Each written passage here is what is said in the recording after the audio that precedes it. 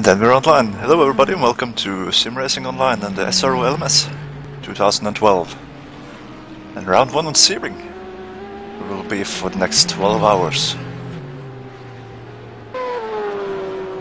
We are into the warm-up session and the final 10 minutes before the race. Who are we watching at the moment? It's one of the Audi R18s.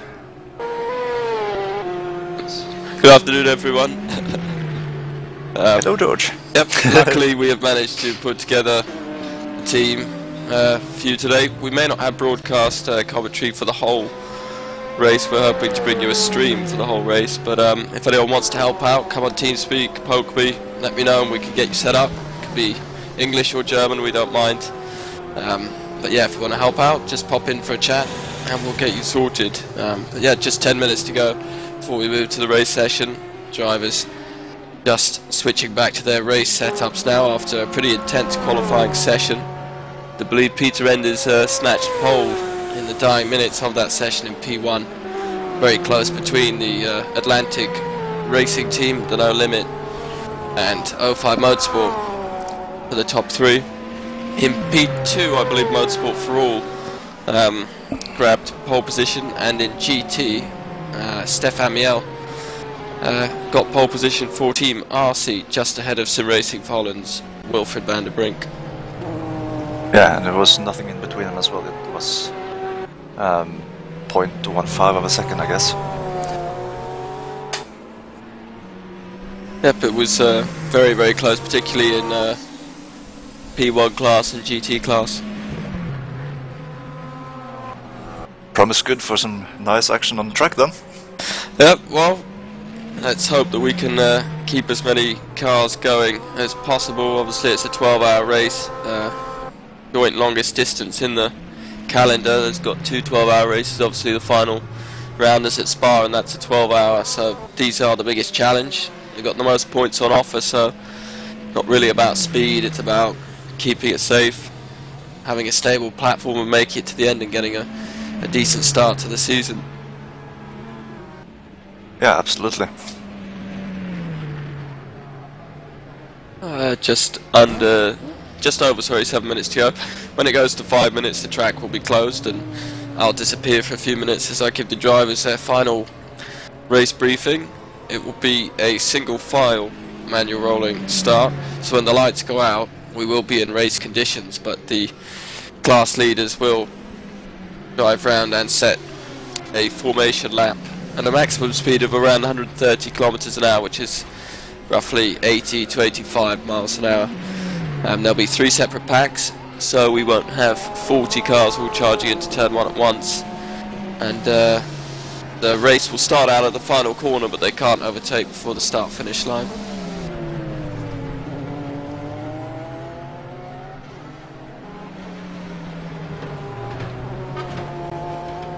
Right, and well, along the broadcast we have this nice little chat box as well, so if you've got any questions or comments or anything, just throw something in there and we'll try to answer you if we know the answer.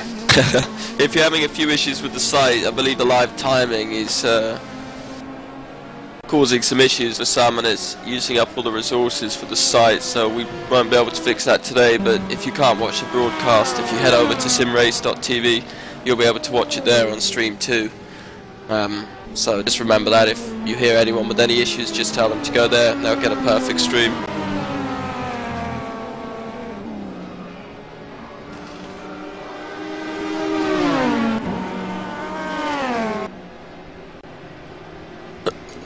Apologies also if I sound rough, I'm really not feeling well, so we'll try and soldier on for you today. Got a bit of a cold. It's a good timing for it as well. Yeah. Just starting off the summer. Yep. Even though it's 28 degrees outside, I still managed to get a cold.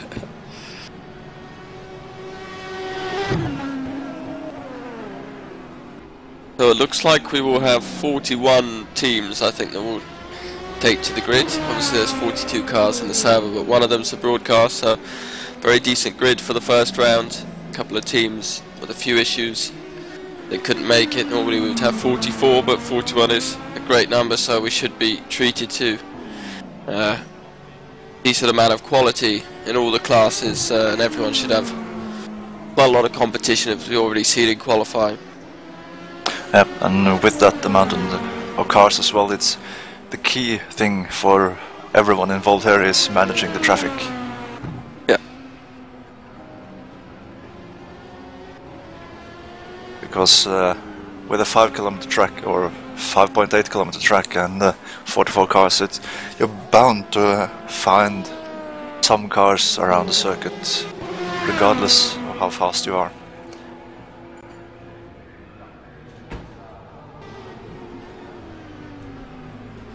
So everybody is going back to the pits and get ready for the final briefing.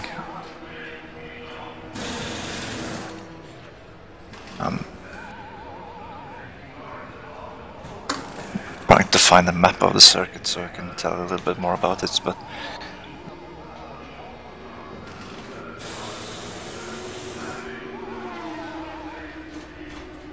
the good thing is, at least for those who have been watching a lot of the LMS races on different sites on the internet, there is a lot of familiar faces and familiar names on the grid, and there are also a lot of new ones.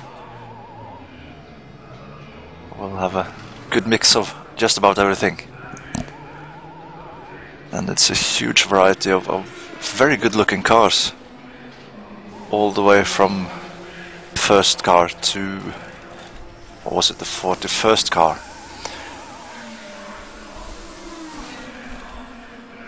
Yep, obviously we know info about some of the teams, as you said, some regulars that we're used to, but I have to admit there's a few French and German teams that I've never really seen race. I know they're very fast, experienced teams, but it's going to be a learning curve for some of the names and the teams. So apologies if we do get some of the names wrong, but if you're a team manager or if you're a driver and you're not driving at the moment or during the race, pop in for a chat, tell us about your team and the drivers, and yeah, just it's nice to have some of you get involved. It makes our job easier as well. Yeah. Well, at least this job, the driving part that both George and I, that we will have to take care of ourselves.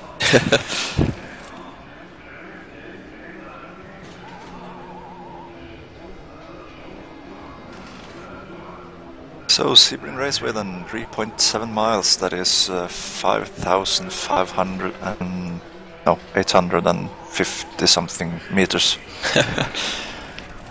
Was it? 5,856.1 meters exactly. It's 17 turns and a lap time around here in the fastest cars we see on the circuit is about 1 minute and 42.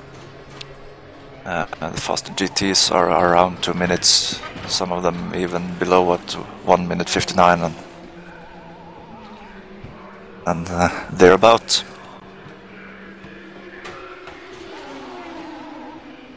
Of course, this is a 12-hour race, so we'll start in bright daylight, but as the race progresses we will head into the night. Well, I'm not sure when we will hit the night, but we surely will. Well, we should have a nice sunset going in at about 5 or 6 o'clock. So all the drivers after 6 hours will be starting to deal with headlights and drive into the night. Obviously the track's a bit quieter there. I quite like that changeover point. It's quite a nice time to drive. But yep, definitely we'll have a solid 4 to 5 hours in the dark.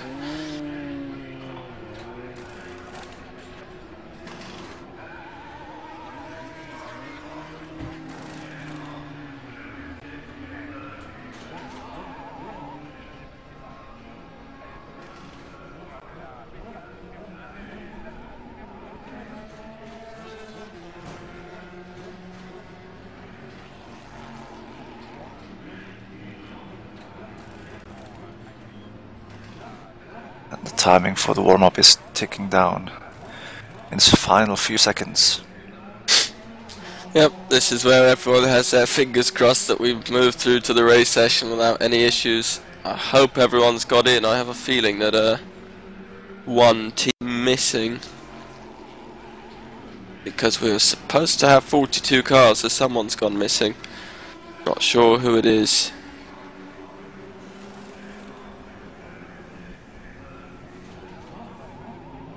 Oh, and they've just come back in as the warm-up is on 0. It's the Ace Motorsport of Nigel Middleton as we move to race.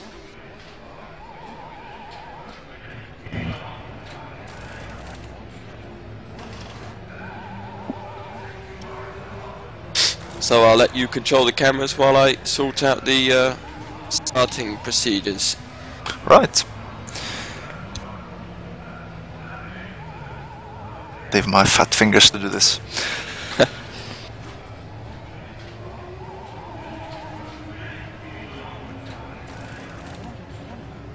We might try to go around the grid and to see some of the cars at least on their way around. And of course, as we said, heading the field is Peter Enders.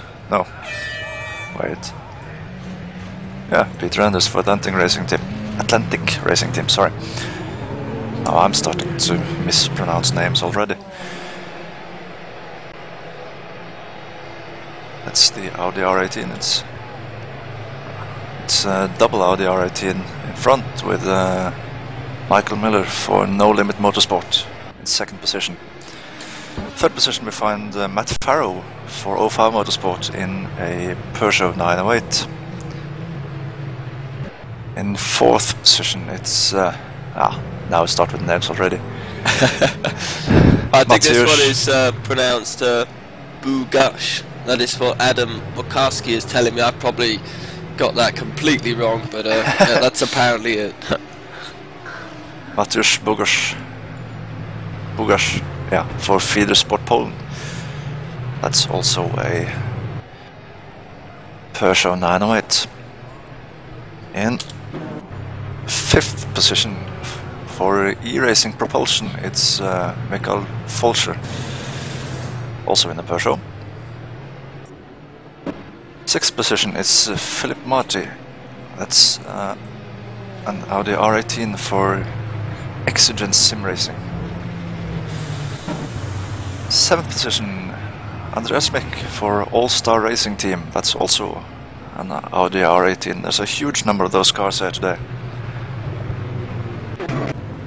Eighth position, Michael Springer for Racetech OMT. They're using the old Audi R10.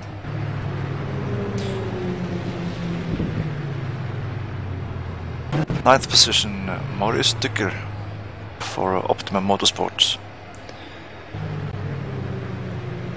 One of their cars, they have another car a bit further down the field. 10th position is Peter Walter for Rhinos Esport P1. And his final P1 car we have in the field and rounding up the top 10. We're on 11th position already. It's Manuel Wickler for Motorsport for All in an Acura P2. 12th position is Patrick Verick for Killerfish Racing in P2 in a Porsche. 13's... well, we're jumping back to the front where we are starting. There we go, sorry I had to interrupt you there as the race gets underway. Indeed, Peter Enders then heading off the field into the first corner.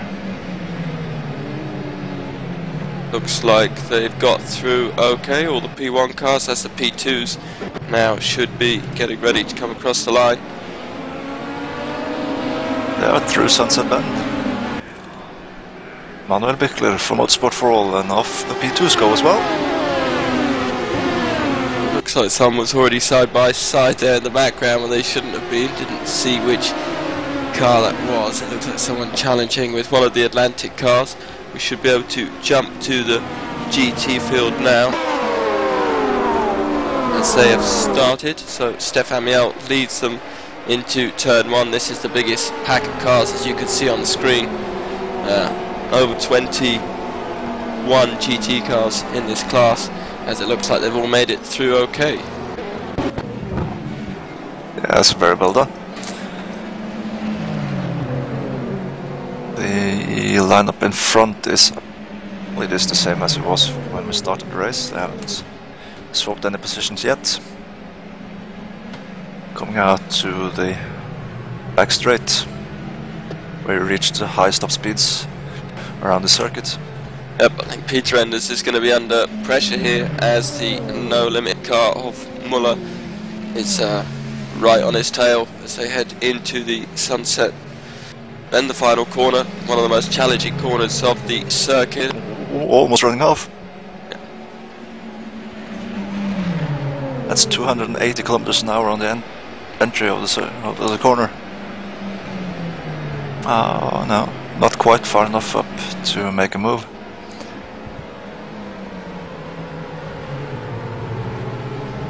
It's Muller who's gone from attacking. He's now got Matt Farrow right on his tail in the battle for second. So if Matt Farrow can get a decent slipstream down to the hairpin, another good overtaking spot this track. Don't think he's going to be close enough.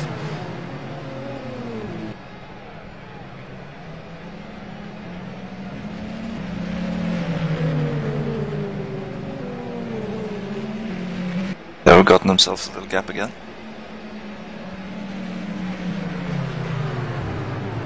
Well, a little gap is probably overdoing it, but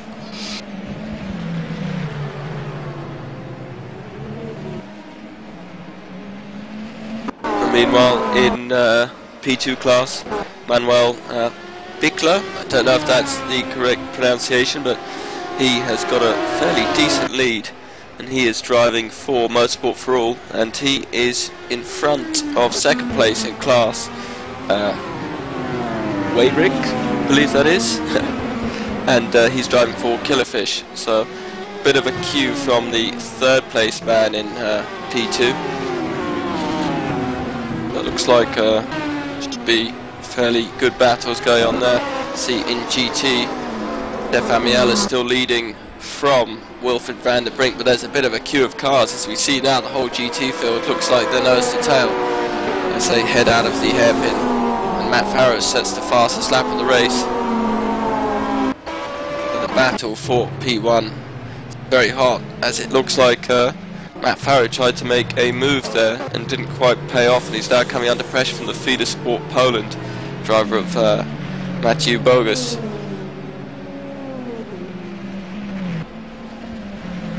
Owen is moving up down the inside, down into the hairpin.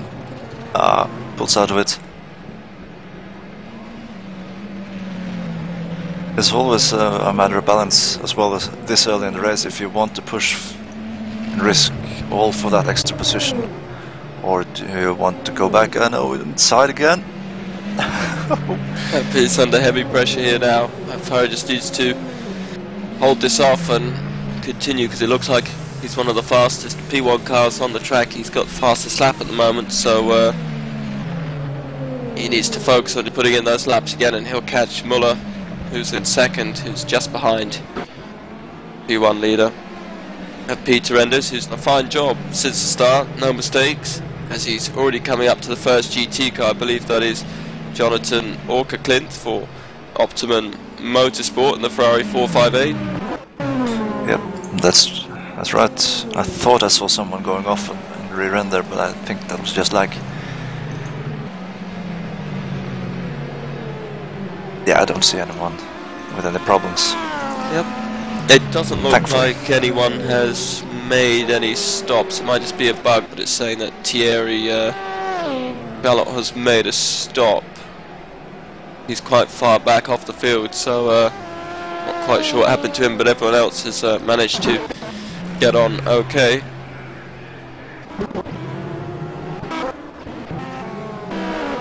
A second there, I thought we'd lost Peter Enders as I went to the number one car who was in the pit lane, but here he is. Lots and lots of traffic, as this is the worst moment for traffic, obviously. Just 10 minutes into the race and they catch a GT field that's all fighting for position. threading the needle nicely there.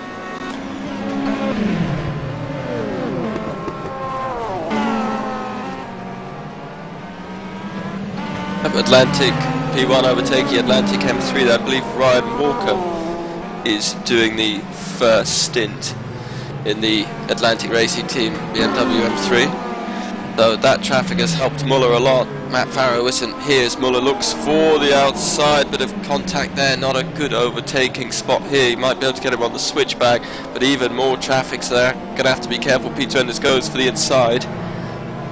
And it looks like he's done it, but you see Matt Farrow now right on the tail, so he's benefited massively. So it's going to be all three of them charging down with the Feeder Sport Poland car. Huge amount of traffic here. And they're going to go 3 wide. It looks like Farrow's gone up into second place. But actually no, it looks like Muller might be challenging for the lead. He's taking the inside line. And Farrow's going to have to, he's going with him, so they're going to slipstream some contact there. Oh, they're going to be 3 wide into turn 1. Somehow they managed to avoid each other with a huge amount of traffic. Again they're going for the inside, so Peter Enders goes from first to third and now to fourth as the Feeder Sport Poland car gets involved with this. I don't think I've ever seen traffic like this at an LMS race. This is absolutely crazy. And it's the way it's bound to happen, on at least on the early stages of the race, with everyone so close together as well. Peter Enders rubbing alongside Garcia there on the Ferrari on the pass. So Muller's dealt with this traffic quite well as Matt Farrow and Bogus make a very late lunge on Wilfred van der Brink. I'm sure he would have got a little bit scared there as he saw them two lunging in. But so Peter Enders drops down to fourth. He won't be happy with that. Seems to be a bit of a gap back to fifth place man. Volker for E-Racing Propulsion.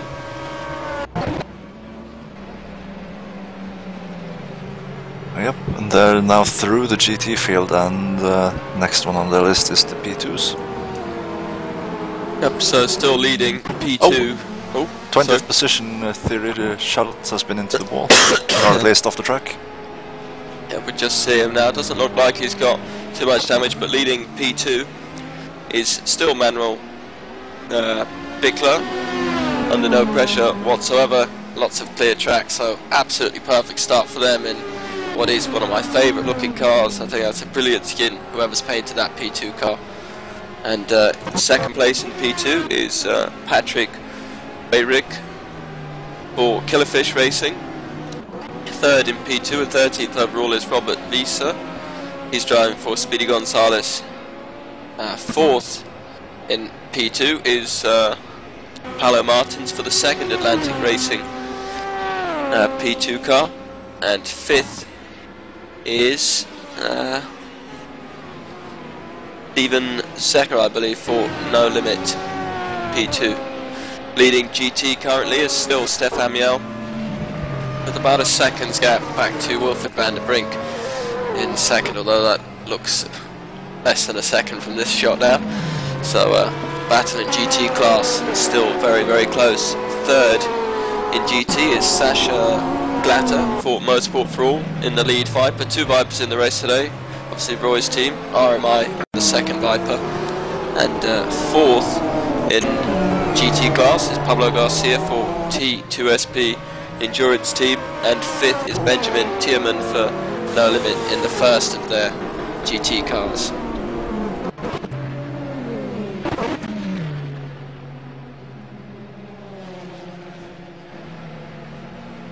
And there is still this gap then up ahead of the field, with Michael Muller having some breathing space down to Matt Farrow, who has Bogus all over his rear end.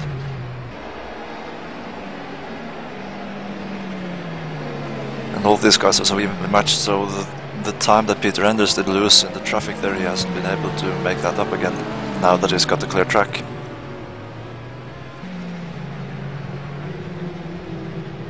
It's going to be very interesting as well, strategy. I know that some P1 teams right now will be on hard tyres and will be attempting to double stint them, as it looked like there was a bit of contact there between Faro and Bogus. Some teams will be running mediums and changing at each stop. Speaking to some of the 05M P1 drivers, and they said it's marginal using the hard tyres for 2 stints because there's not much left to do at the end. So I think for now, while the track is at its hottest and busiest, it's probably wiser to be on mediums.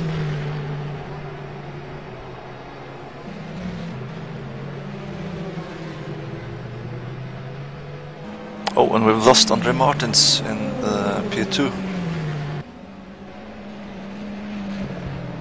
It's a DNF, it says on my screen. Is that a disconnection? Maybe. Yep, it is showing him as a DNF. He had issues just before the race, and that's heartbreak with the Atlantic Racing team that have put in so much practice. They're always one of the most prepared teams, so hopefully someone could contact us and shed some light on the situation. Yeah, he was on the circuit and just went poof on my screen and went back to the pits. So that seems like a disconnection.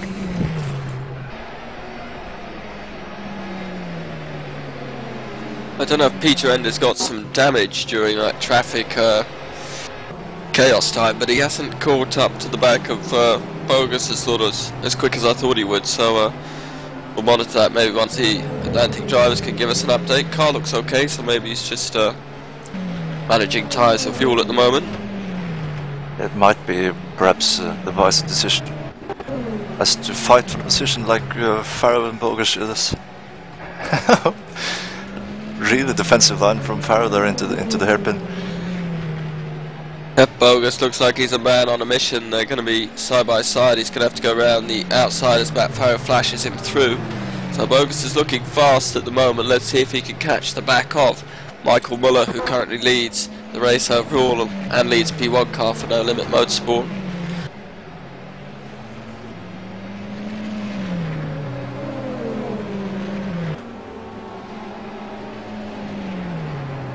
Obviously you can see some red, blue and green flashing lights on the cars. That's obviously the classes. Red is for P1s, I'm sure you all know this, and blue is for the P2 cars, and the green flashing ones are GT cars. Really helps the drivers, especially in GT class, when they look back in their mirror so they can see what cars are coming and how many to expect. It also helps on the broadcasts for everyone to see who's who in a big pack. Yep, and that is something you can use with a ticker on top of the screen as well. We will see the color code of the cars. If you're watching the broadcast at the SRO site, that is.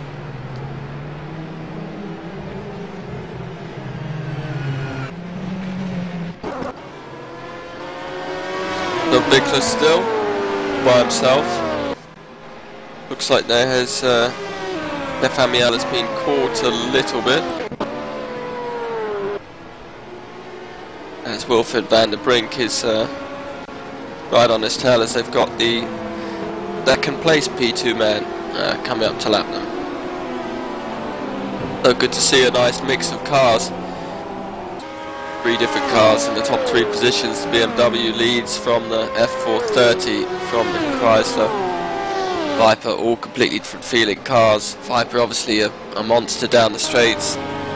Ferrari is very good through corners like this, quite loose but quite nice through the high speed corners, and BMW is sort of an all-rounder. I haven't driven it too much. It's a tricky car to get right, but if you spend the time to set it up, as Team RC look like they've done, they've got it working very, very nicely.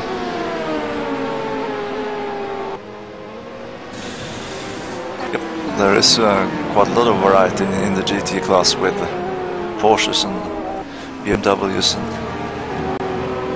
2 different Ferraris as well. It's nice. It's a nice treat. Yep, obviously it's not the standard Enduro Races mod. Just to clarify this now, we don't claim any credit for this. We've just put extra cars into this mod for private use, and I'm getting an update from Danny Schubert that Bogus has crashed. Let's see where he is. He's showing up as 6th right now. Yes, there you can see it. He's in the pits to fix that damage. Let's see if we can get a replay now there's a bit of lag, so we won't get it. So Matt Farrow's dropped down to 3rd, so I don't know if he was involved in that incident. We'll take a look at his car to see if there's any damage on it. Doesn't look like there is, so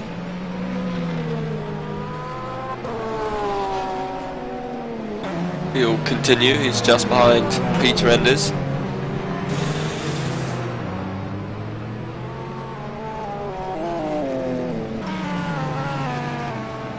As we see, one of the P2 cars was all over the place there. He's going to run out wide.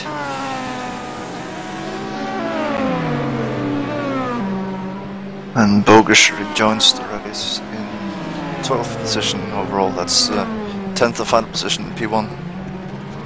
That weight is dropping even further. 14, 15, 15th position. Just getting the confirmation now from Stefan Persson that it was route to trouble for Andre Martins in that number 1 Atlantic Racing P2 car. So very, very hard luck for them. Thousands of laps of practice all out the window for them.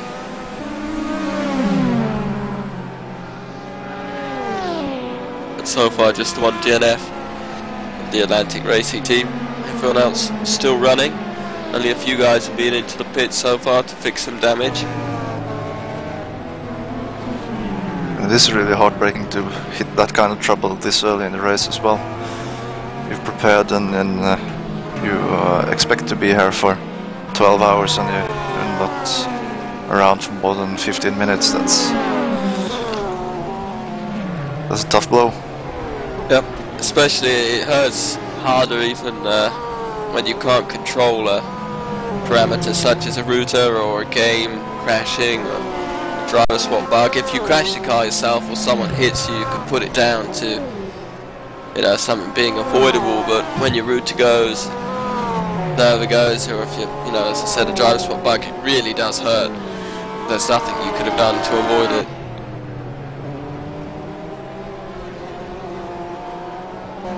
Oh, that's true. It looks like Farrow is dropping even further down behind Peter Enders here. Yep, so maybe he has got some aero damage. We just can't see it. Like Bogues is currently working his way through the P2s. He's in 14th place overall after that crash. And there's been a change in the P1 class, so we've just joined to Sasha Glatter, as he just got involved. I didn't see what there was. Let's watch the replay now. There might be some lag. Looks like he's hit a slow moving GT car, I believe. Could have been, yep, that's the Optimum car. Don't know what was going on there. He's going into the pits in 19th. A new GT leader is Wilfred van der Brink, as we've got a DNF from Andreas Schmick in 8th place. Let's see if we can get a replay of that. Doesn't look like we're going to.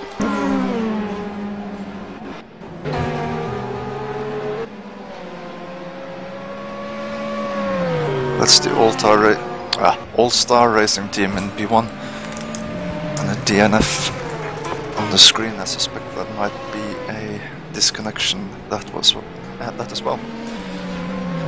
Fortunate. Another one of the R18s.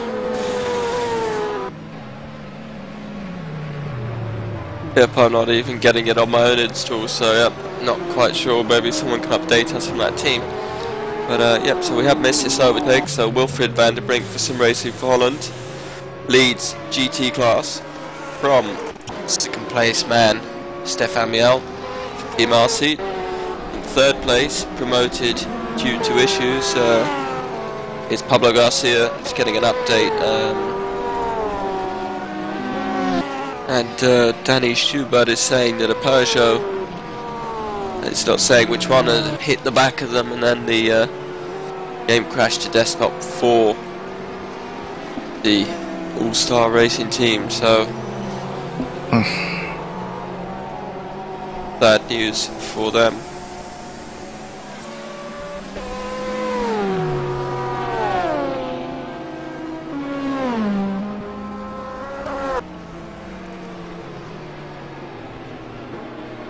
So far, after about half an hour of racing, it's gotta say I really love the way the car interacts with each other. The amount of respect that's been shown both ways from the GTs and the prototypes. That's really nice to see. It's not always given that they will be these good friends on circuit. Yeah, but so far only 2 DNFs, and that's not too bad. If we could keep them down as slow as we can, it'd be interesting to see. Normally at a race like this, you'd expect around 20 cars finish, but hopefully we'll have some more. I think people are very, very prepared for this race. Obviously some teams more than others, so if we can get over 25 to the flag, that'll be a great finish for the first round. Yep. And the traffic has played into the advantage of Matt Farrell now, because he's right on the rear end of Peter Enders in second position.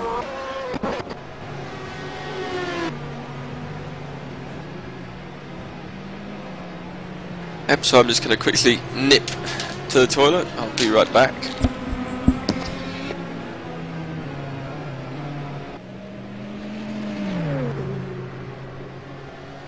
Heading down the long straight, 282.34 kilometers on Peter Enders. About the same on Matt Farrow, so it doesn't really look like they're losing that much down. What shall I say, straight line speed. So it might just have been some traffic issues that have dropped them. Some 6 seconds behind Michael Miller in the lead for No Limit Motorsport.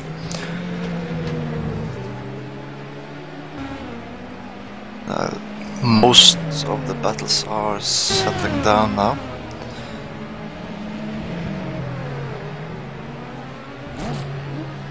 And well, we have actually got a change for the lead in the right button.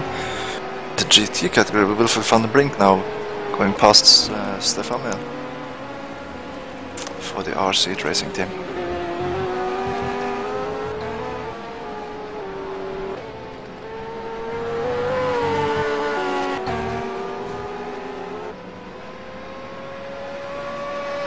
Looks like Matthews Bogus has nearly made his way through all the P2s. He's got one more to pass, and that's the man just ahead of him, the P2 leader, Manuel Bickler for Motorsport for All. And Bogus will be chasing down Peter Walter for the Rhinos Esports Q1 team, who is 8th overall. As we see his car now, fairly interesting skin. You don't see these colours used too much. I think it works, and definitely an eye-catching livery. All their cars done in black, purple and white. Yep, and they're quite easy to spot in the mirror when you're driving as well, so it's yeah, nice feature. So if they're good at overtaking, then you don't mind, but if they're bad, then you see the purple car coming up behind you, just get out the way. So. Yeah, you feel the heart rate going straight to the roof at the same instant.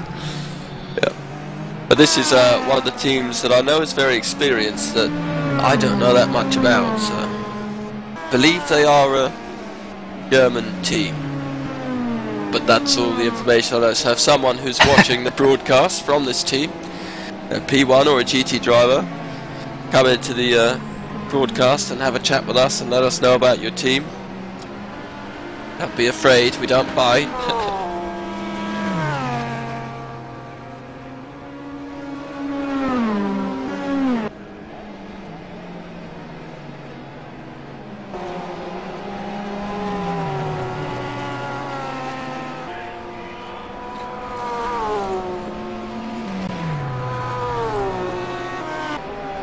Sitting, watching down through the GT field, and I see that Ole Marius Myhrvold has made up quite some ground in the second Viper in the field, my car. He was starting as the third last GT, that's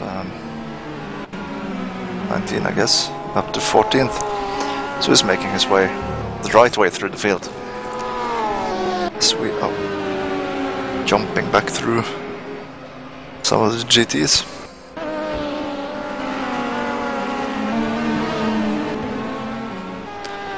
And here we have them on screen. Ole Møyresmyr in the red Viper ahead of Ryan Walker, who is driving for Atlantic Racing in the BMW.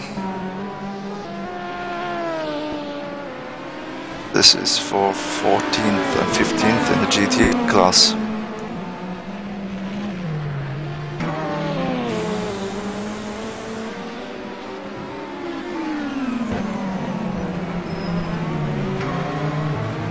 There you have another one of the Rhinos car running right behind. It's Ricky Martinez,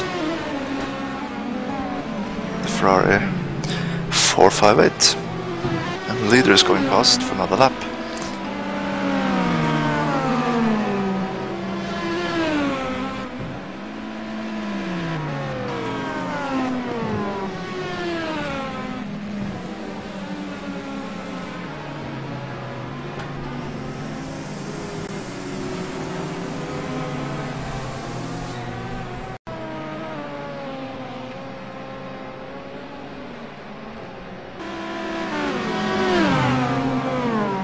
We have Peter Enders going by, but where's Matt Farrell? He has dropped 6 seconds behind.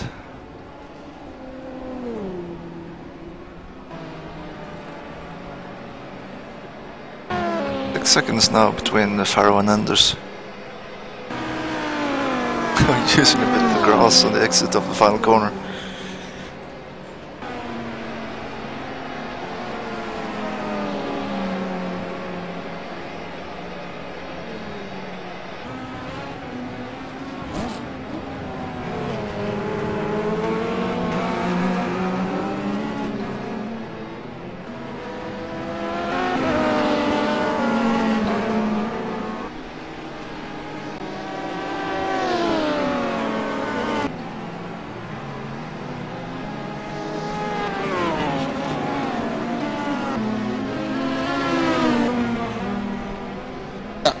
Found out my microphone was muted, so I'm back. Yeah, and in yeah, well, he's back on the circuit now. Timo Toika he did brake a little bit too late to what the corner is that, turn 3 or turn 4? Oh, is he disconnecting on my screen now? Oh no. Just lag.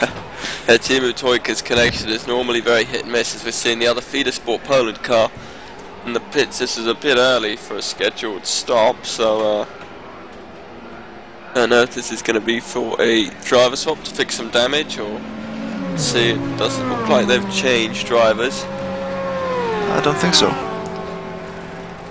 It does seem very early to be making a stop, so he drops all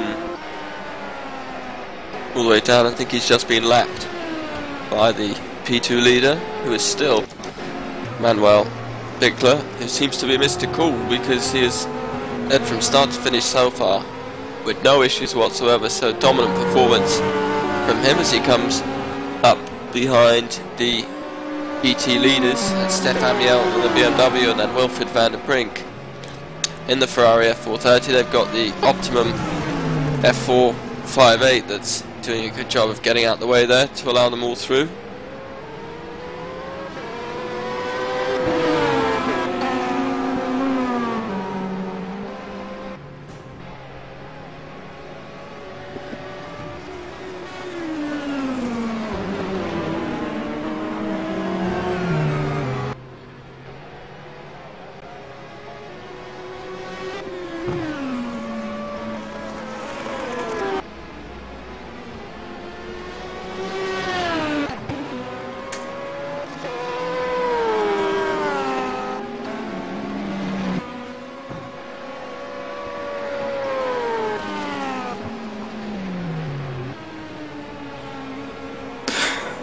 We're watching Wilfried van der Brink then in the Ferrari F430. That's a livery we haven't seen in a while. Always nice to see them back. Almost like they've been on retirement as some of the P2 cars. I think there was a bit of a bug there, as it looked like they were having some fun with that curb. Yeah, we haven't seen this livery for quite some time. I think since season 2 of the RDLMS. I think we last saw it on a Corvette. GT1, yeah, I think you're right. But yep, many of the sim racing Polo guys have been taking a break recently, and some are doing iRacing, but not many in R Factor, as Peter Enders takes an illegal line through turn 1 to overtake the GT leader. And so yeah, it's good to see their iconic livery back on the screen. And it seems like it's suiting just about every car as well, that livery.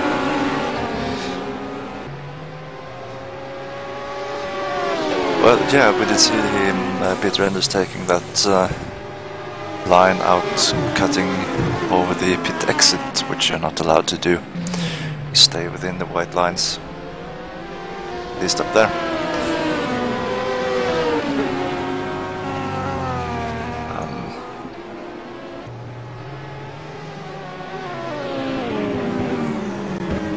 That's just about on the corner on the circuit where you can cut big and earn a lot of time on it.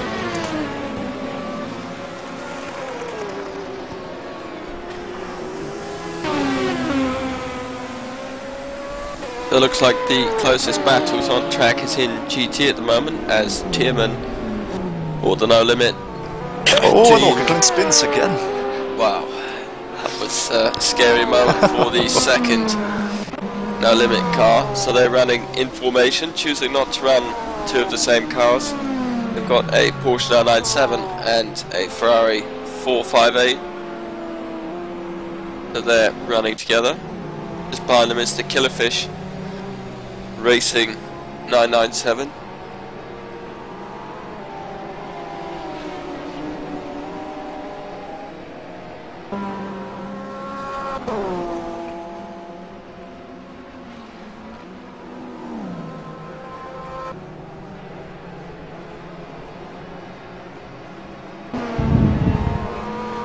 No wonder it was getting hot in here. My window's been blown shut. I've got all my windows fully open and it's still boiling in here. I sit in the roof of my house, and I think all the heat rises into my room and it doesn't leave.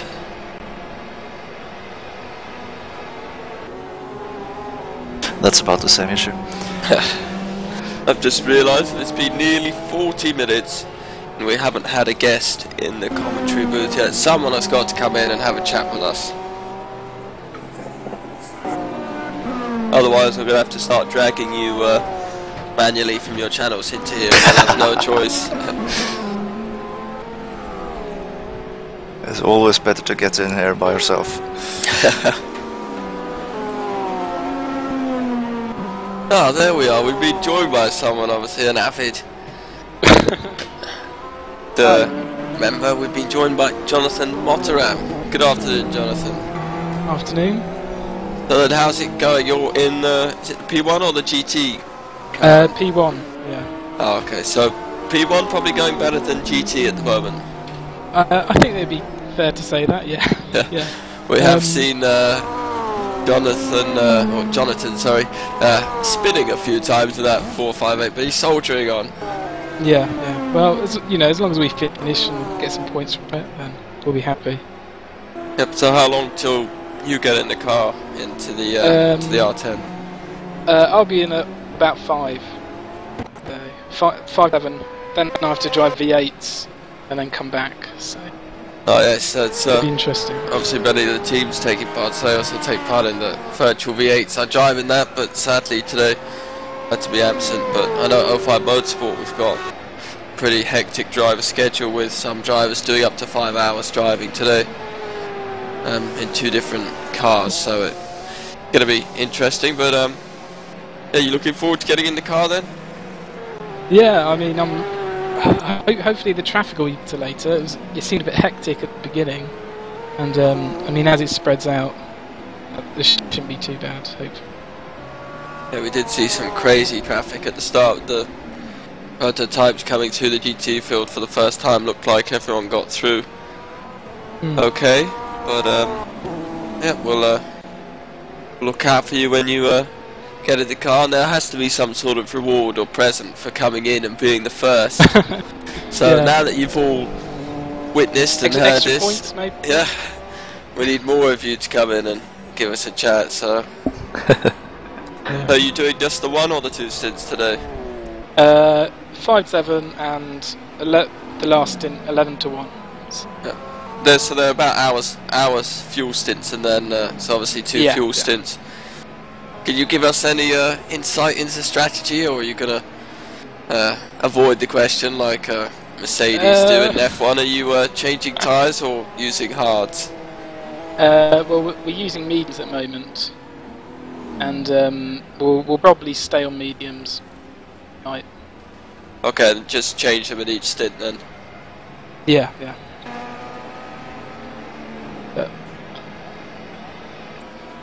Yeah, I mean, we looked at maybe putting softs on in the night, but in the like 1 stint, but in the end decided against that. Yeah, I think we're gonna play it by ear as well, because I think I'm driving the final stint, and if the track temperature really does go down low, then I think I have to switch to softs. But I have to wait and see how it goes. You found it an easy transition switching over to the R10, because obviously you were driving the Lola Aston, but for technical issues it can't be on the grid today. You found it easy to move across? Yeah, I mean, after getting used to it, obviously with the 5 gears, and that obviously changes quite a few of the corners, the gears you take in it and stuff. And I mean, after getting a proper setup for it, then yeah, it was okay actually. Too bad.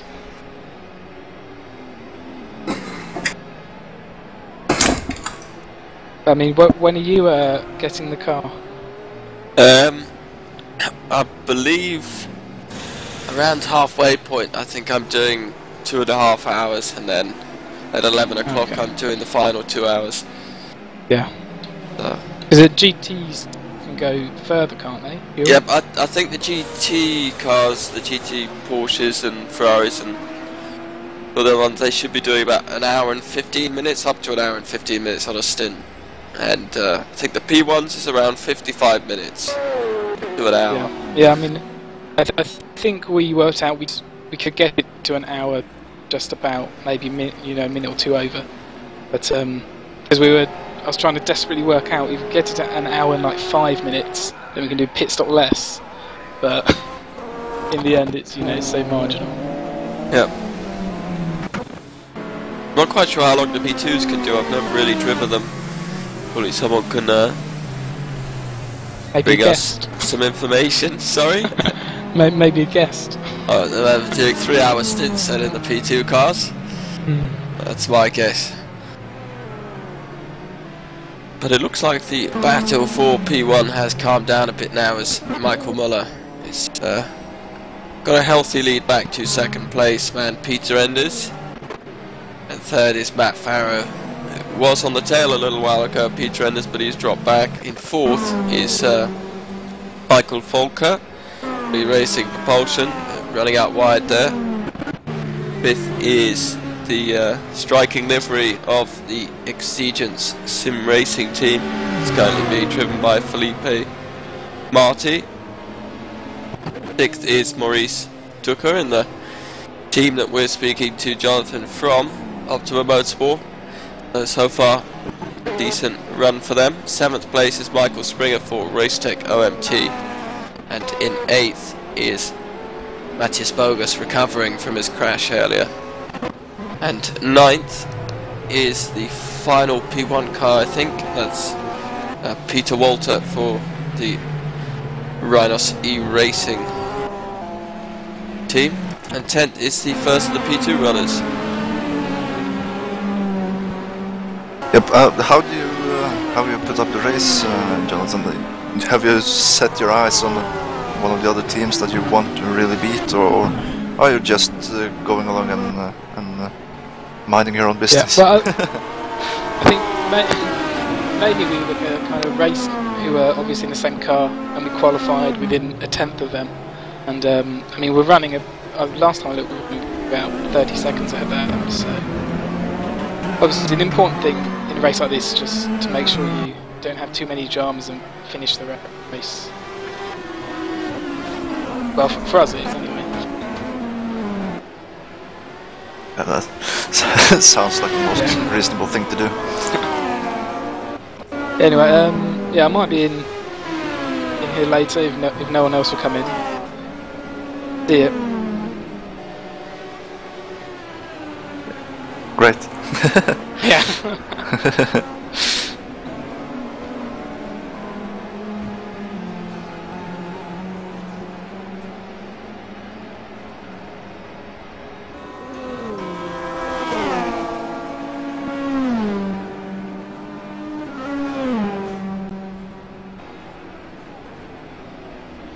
Right, so where are we at? We're at 11 hours and 15 minutes left of the race.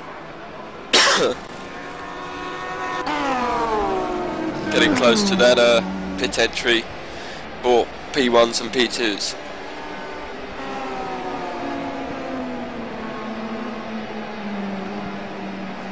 Yep, we are walking. That's Osterdal, I think, for the online SimRacing.de Porsche, which is in 10th position in GT class. Yep, he was just passed by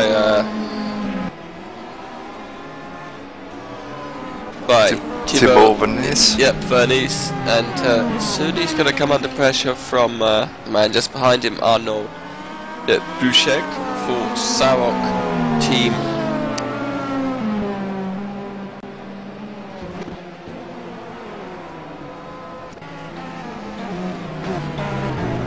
Here we go, another interesting, very lots of colours going on with this one. The R in the name isn't actually their in their team name, it's just their reserve car. They were down to drive the SLS, but that car couldn't be here due to technical issues, so they're driving the 458. The skin looks quite nice. Plenty of orange on the grid today. Let's see if Arnaud can make a pass on stand at Osterdal. Just realised that on the front of that Porsche 997 it looks like they've tried to intimidate the other teams on that online SimRacing.de car. They seem to have a jaw with some nasty looking teeth. Hopefully that can stay on the car and doesn't eat up anyone else on the track today. I think this is normally the biggest talking point of this track, this corner here, because so many different lines are being taken, and some drivers will openly admit that they seem to take a different line each time they go through that corner. I am one of those. Yeah, it's more hold on for dear life as you go through there, as we're seeing quite a bit of traffic on the track. Oh.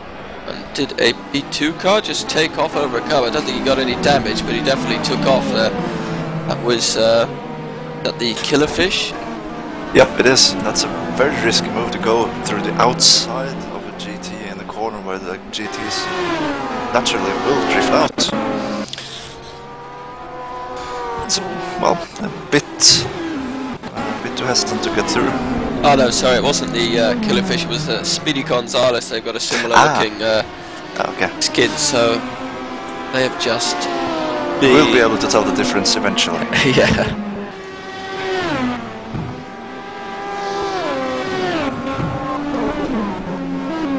That's Robert Wiese then behind the wheel of that car.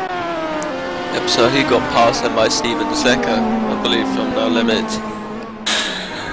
And Speedy Gonzalez, I'm surprised I don't see a yellow sombrero on that car. Sombrero.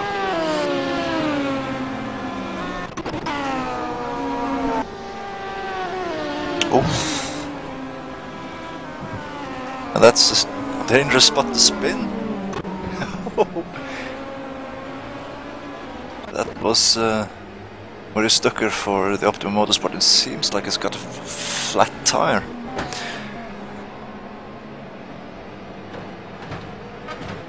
Judging by all the sparks and the odd angle on the car.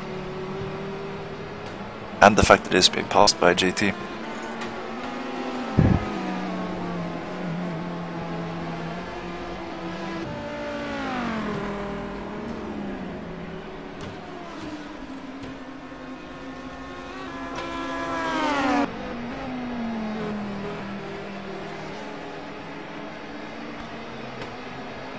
they will have to go into the pits and do some repairs. I've got to get used to muting and unmuting my microphone. I was just talking there again, obviously. I mute it when I'm trying to cough so you don't hear me dying in the background, so I've got to try and work this out when I'm muted or not. So there's long periods of silence on the broadcast just poke me because it means I'm talking to myself.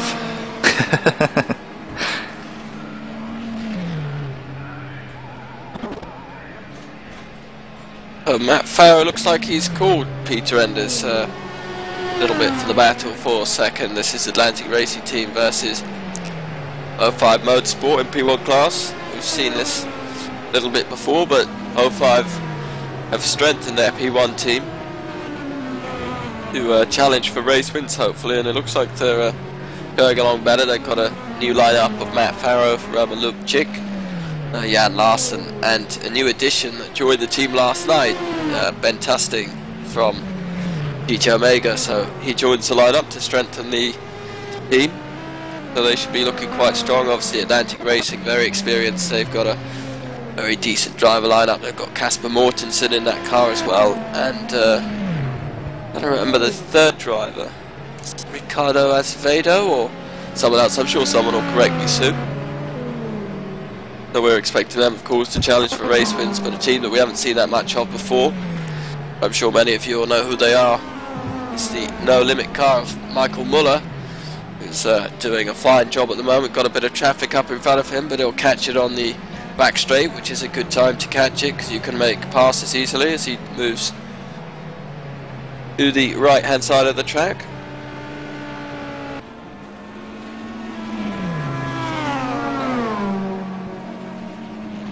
As Maurice Ducker is now back out to the circuit in 14th position in P1. Now 14th position overall, sorry, 9th position in P1.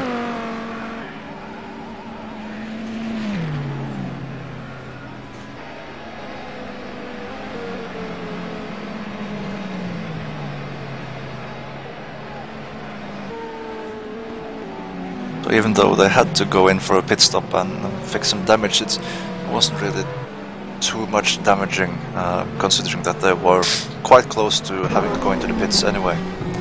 But of course that spin and slow speed on the in-lap do put them a little bit behind. Yeah, but now watching Stan Oster, who has dropped back, he's now in 29th. He was in 28th, so Arnaud has passed him, so Stan dropping back a little bit. He's going to come under pressure from the Scuderia Wallace Negro car. That's a Ferrari 458.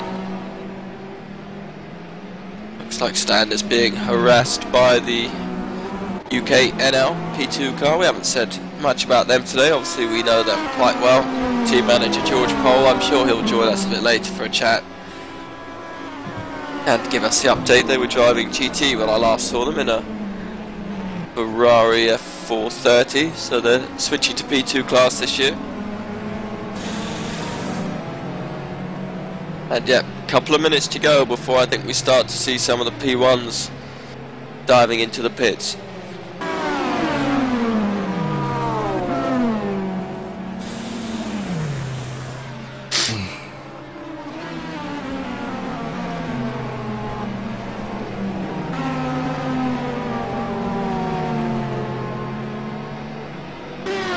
It looks like Maurice Ducker's dropped down to 14th, so they were running in 6th before. They've dropped down quite a bit, as he looks like he didn't know which way to go. It's one of the 05 Motorsport GT cars, running around without a rear engine bay cover. Not quite sure who that is, which one of the cars. They're obviously very similar. I think that's the second one, so it could be Ian Bundell, who is all the way down in 37th. Something has happened to him. Doesn't look like he's made a pit stop, I don't think. Let's see if I can get it up on the screen.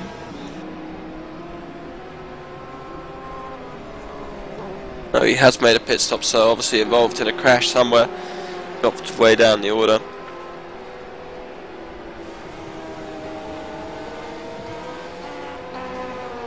And we have been joined by someone. It's one one of my French buddies who's not driving today, but I'm sure he can give us some interesting information. Good afternoon, Mr. Jean-Marie Simro from Team RC. Good afternoon, George, and good afternoon, Roy. We got a little trouble in the last corner. We got touched by an MP2 class, so we lost a bit of time. And Steph is a little bit angry by the lapping from different classes.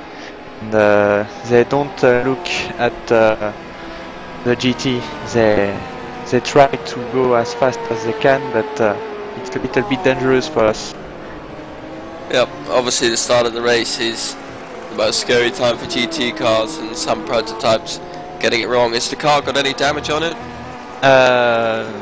Steph didn't say if there is some damage, but I think there is a little damage on the car.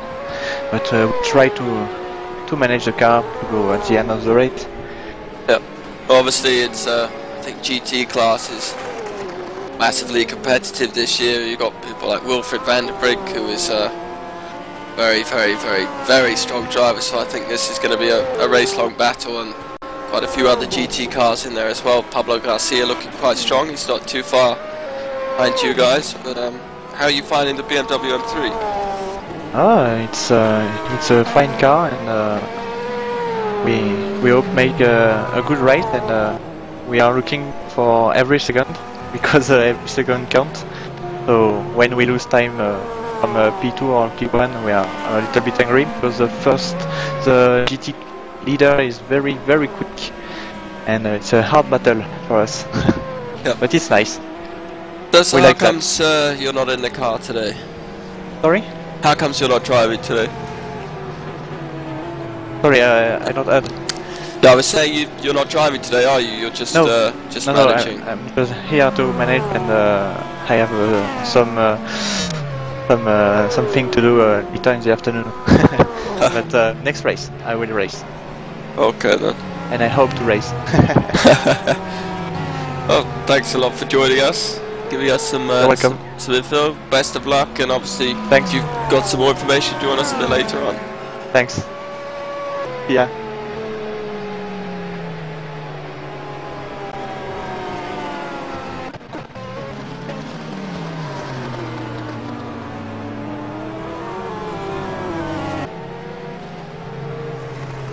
On the screen we have Peter Enders, who is second of the second position in the race. He isn't really too far behind. It's 3.3 seconds I see on my screen that he is behind Mikael Müller. Yep, so that's closed a little bit. I think Müller just had some GT car traffic as we watch on the screen now. I think we'll see a load of them come to, so I think he just had to deal with them as we see Peter dealing with them. So the top 3 and P1 are all within about 8 or 9 seconds, so it's going to be interesting going into the stops. I'm just warning you all now that the pit lane is very tight, so if you can get 1 or 2 wheels into that red box, that's fine, but you need to go around or underneath or on the outside of people, you're going to need to do so, because the pit lane is very tight here with all the boxes.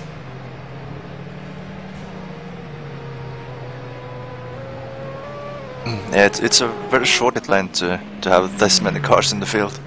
Yep, a couple of teams have to share, but just to give you an idea that if we're pitting at the same time with someone that's alphabetically above or below you, then it's going to be close.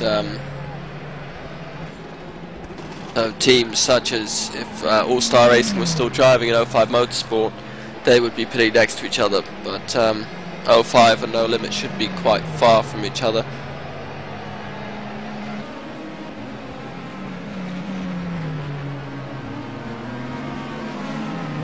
Also, make sure you get the car slowed down in time, because it's quite deceiving pit entry here. You don't want to be getting any speeding penalties coming into the pits.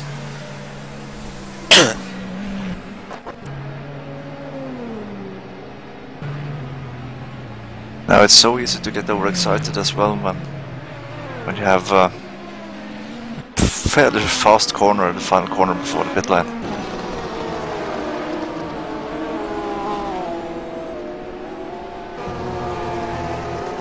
There you go, you have to find the right balance to do it right. The first time we're watching this car on screen is this is the Rare Endurance team, currently being driven by Urban Vassia. He's behind Ian Bundello, I think has passed him in the last few laps, so he's running down in 19th in class, I believe. Surely the leaders must be pitting very, very soon. Obviously they had the formation lap, but they saved some fuel. But I'm going to say the next lap we should see them start to pit. Obviously when they put their headlights on and move over to the right hand side of the back straight, that should be the sign that they're pitting, although this guy's done it very, very late. He's put his headlights on now, gets the car stopped, so the race leader is into the pits.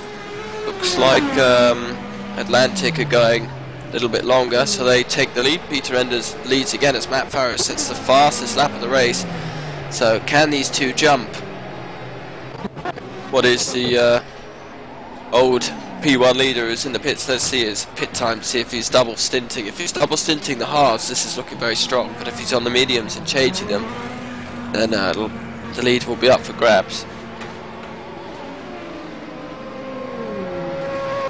Peter Enders is storming through out on the circuit, so obviously it's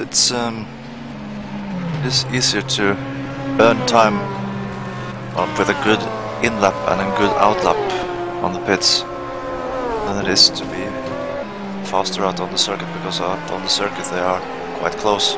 Yep, so that's a driver swap there, and I think fuel only, because that wasn't a 40-50 second stop. So strange that they've only done an hour with one driver, but they're obviously running hard tyres. So we welcome to the race Christian Veg. That has got to be completely wrong by me there, but I do not know how to pronounce that. I'll let Roy have a go at it. I think you're mighty close.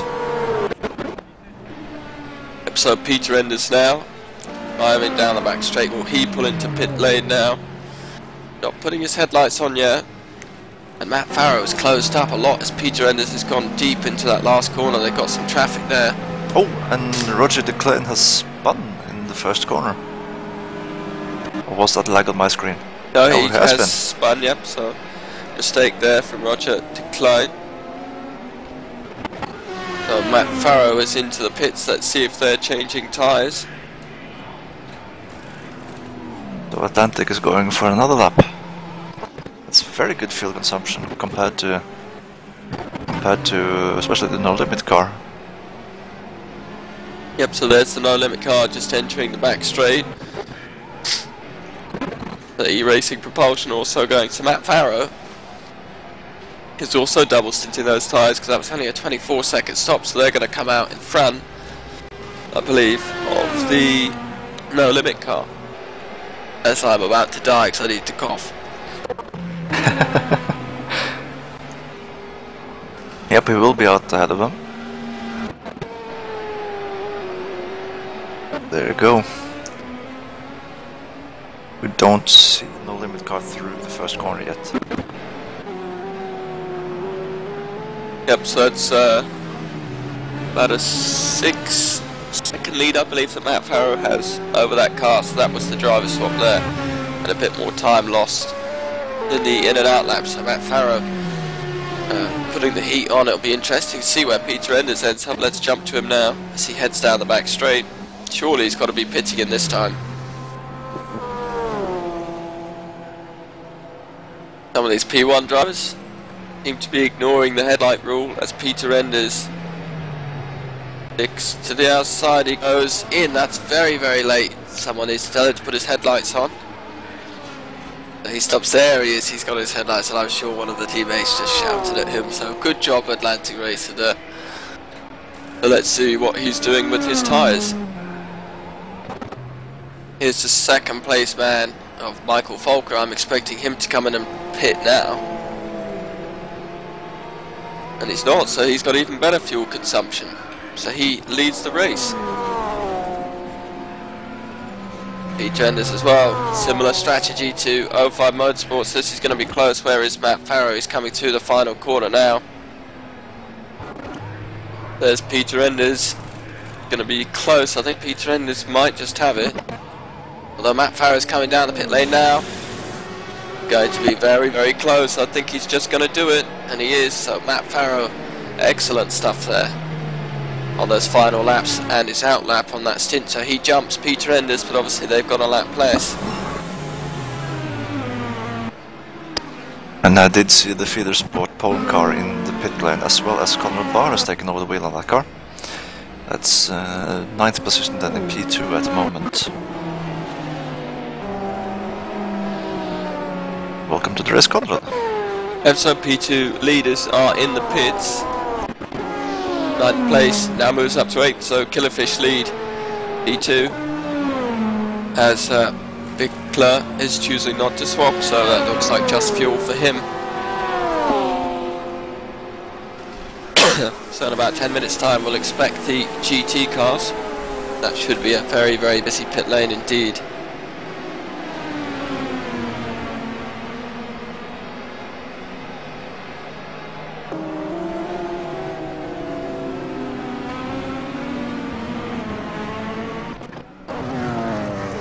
So here is your GT leader, Wilfried van der Brink, capitalising on issues for the RC car earlier on when they had some aggressive prototypes overtaking him, so he's out where we normally see him at the front. Normally dominates races, one of the fastest drivers of this category of car, normally unbeatable. Sadly, he's not in 05 Motorsport colours for this championship, returning back to SimRacing for Holland.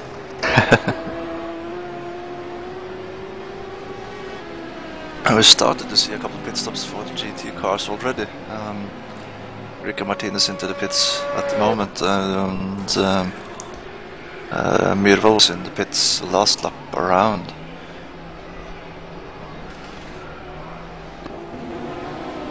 So, might have been some tires then for Mirvo that has been the problem, and Asprint is into the wall again. Yep, he's showing us having some sort of damage. I think it might be time for a driver swap with that team, as it looks like, is that an Atlantic car with a puncture? I think it is. Let's see if I can find out who it is that's driving that car. Is it Paolo Martins? Yeah, it is. That's not the right car there.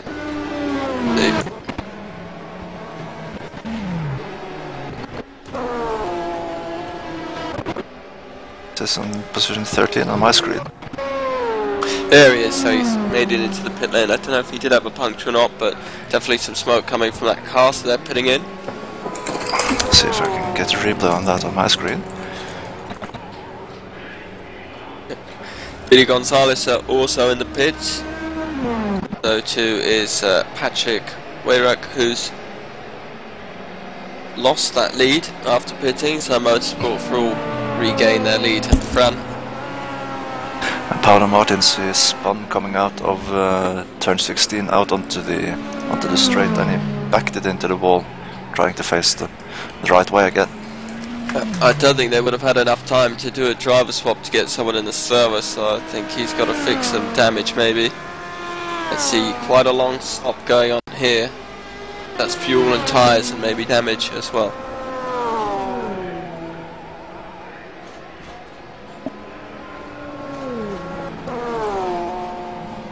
And there he's off, so it's a 58-second stop. And he is still in the car, so no driver swap for them.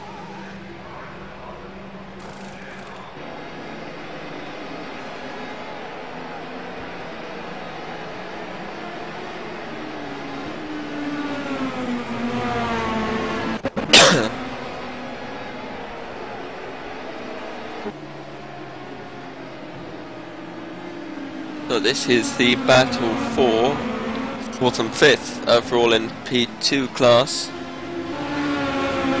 I don't believe that car of Conrad Barr just behind them. This is a 4th position, so it's just the two in front, the Atlantic of Paolo Martins and the Speedy Gonzalez of Manuel Nemechek.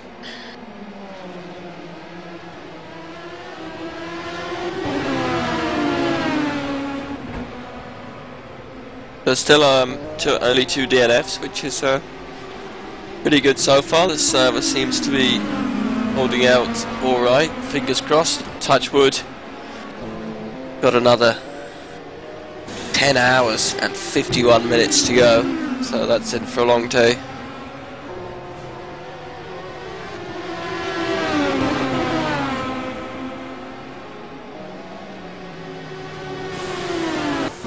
So that Matt Farrow leads after all those pit stops. All the hard work by Michael Muller seems to have been undone with that driver swap and 4 in and out laps. So Matt Farrow with a fairly decent lead. Back to Peter Anderson second for Atlantic Racing Team. Third place is the No Limit car with Fedge now driving. Fourth is the Economically Racing Propulsion Team with Volker still in the car. Fifth place is Felipe Marte. The Exigence Sim Racing car. Sixth, making their way back to the pack, is Mathieu Bugas for Fide Sport Poland. Seventh is Michael Springer for Racetech OMT.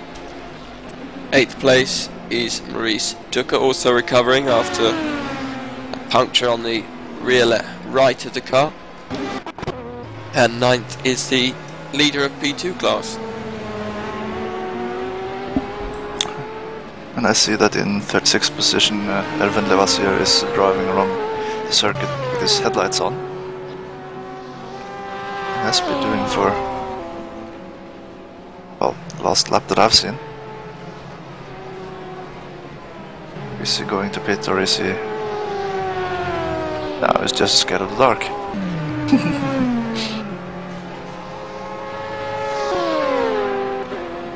Bit early for the headlights yet. That's with the Opelint in the pits in the background for Optimum Motorsport. The final run car in the field.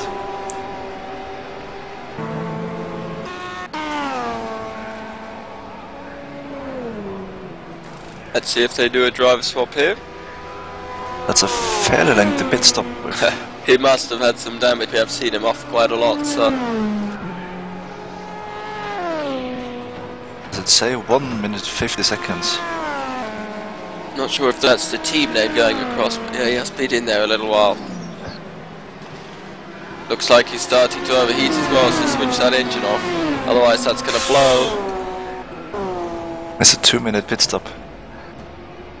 Sees some damage on the front right there. All that engine's going to blow if he doesn't switch it off.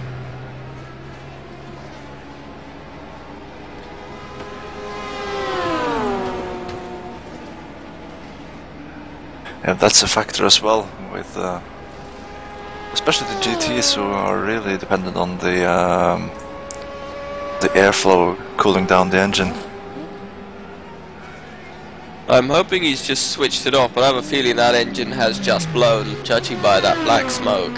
So, pretty much a schoolboy error there. It doesn't look like they're prepared enough if you're going to blow an engine an hour and 13 minutes into a 12-hour race.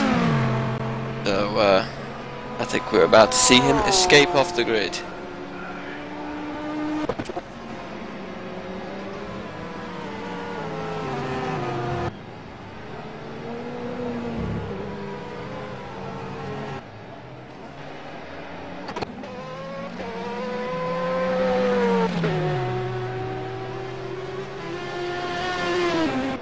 So Wilfred van der Brink has an 18-second lead in GT class to Stefan Miel in second place for Team RC.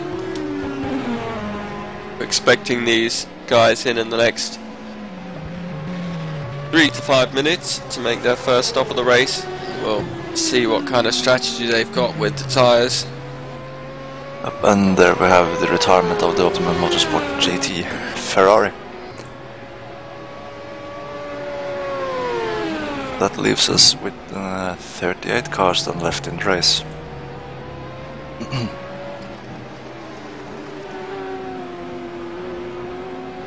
Timo Toika off the circuit again. He's in 17th. 17th position for SRS Racing. He's cutting a lot of grass with that car.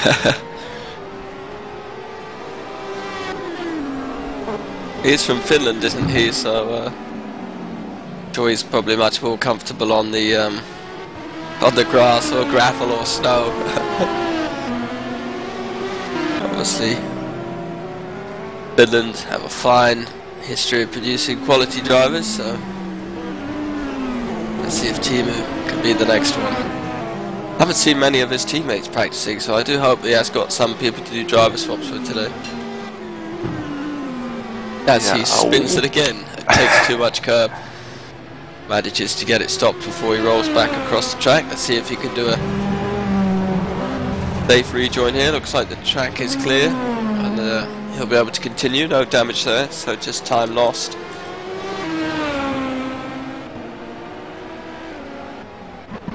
And it is a little while since he was into the pit, so he should have some relatively fresh tires on that car as well.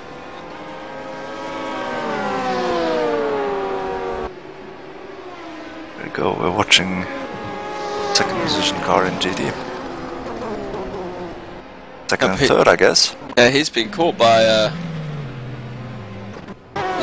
third place man Pablo Garcia for T2SP Endurance team. And we have started to get some of the pit stops in GT with Mike Voigt for M Technology and Arnaud Lebruchek for Sauk team. Well, yeah, reserve, of course.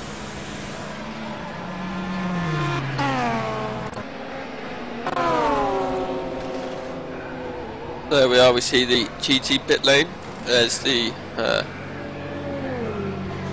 M Technology Porsche.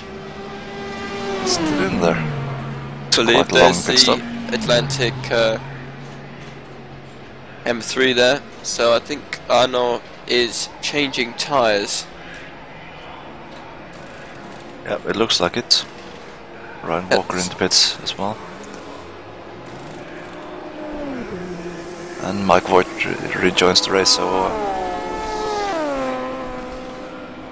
that's a tyre change then for the GT car. Slots back into 12th position in GT. Looks like this is going to be fuel and tyres for Ryan Walker. And we expect him to be doing probably a double stint, so he should still be in the car. It should be about 45 to 46 seconds stop. There we go, 46 seconds. So we'll drop another couple of positions then with both Myhrvold and Bandel going past.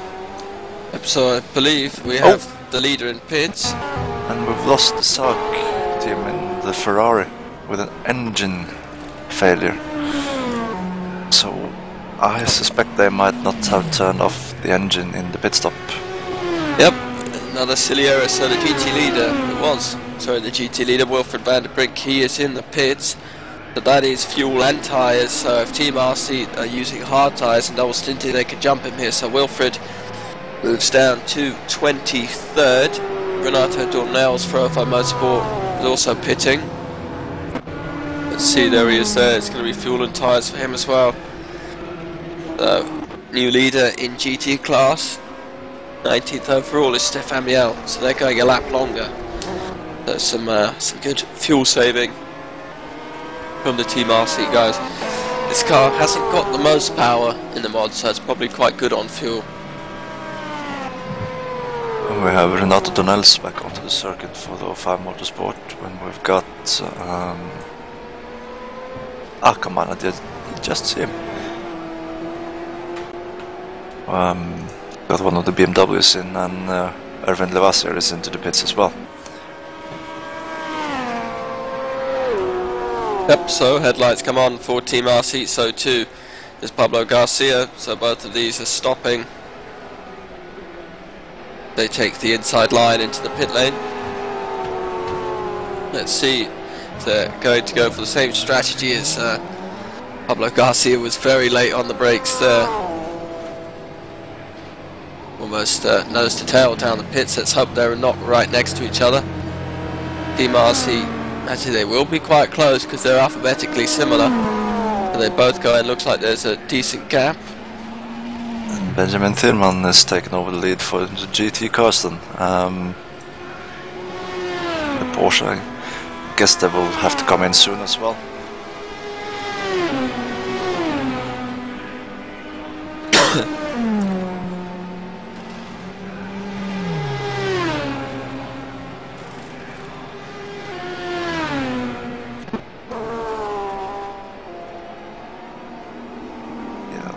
Eye on where Wilfred is. Wilfred is going past at the moment and back up past both Steph Amiel and Pablo Garcia. Yep, so Thomas Vackenboer is also still out. So there we go, that is in theory the leader, although he'll have to take up those places when those guys pit. Klein still hasn't pitted, so there's Stefan Miel. Pablo Garcia. Oh, so they've done a driver swap. So that's why they've lost a bit of time.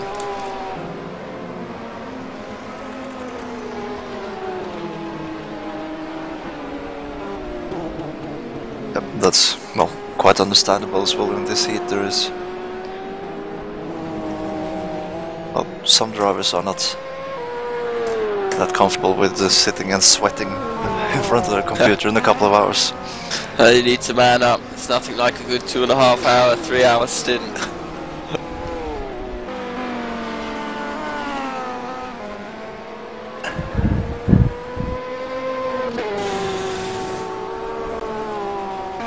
Or the break after doing a 2.5 to 3 hour stint.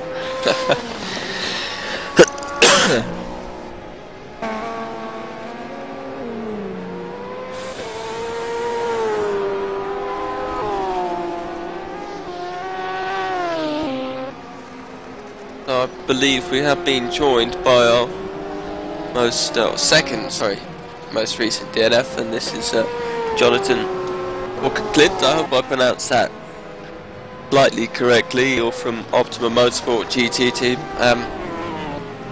Probably not the best of days for you then today, Jonathan. Wasn't. But I tried to do the best I could and didn't end as I hoped. But What? Yes. So did the after the issues that you had, were you pitting for a normal stop, or were you coming to fix some damage? Because it looked like the front right of the car had some damage on it. I had lost the front right wheel, and I was standing in the pits, and my engine was starting to overheat.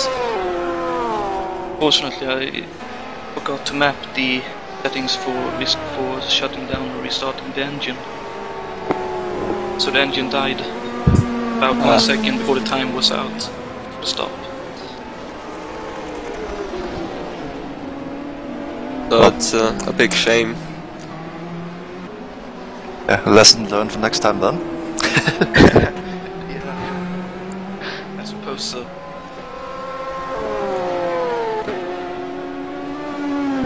Well, I'll try to enjoy the broadcast from now on and hope that our P1 team will finish better than we did in the GT. Well, best of luck to the P1 team. Thanks a lot for joining us and giving us some information. We wish you better luck next time. Thanks, see ya. Yeah.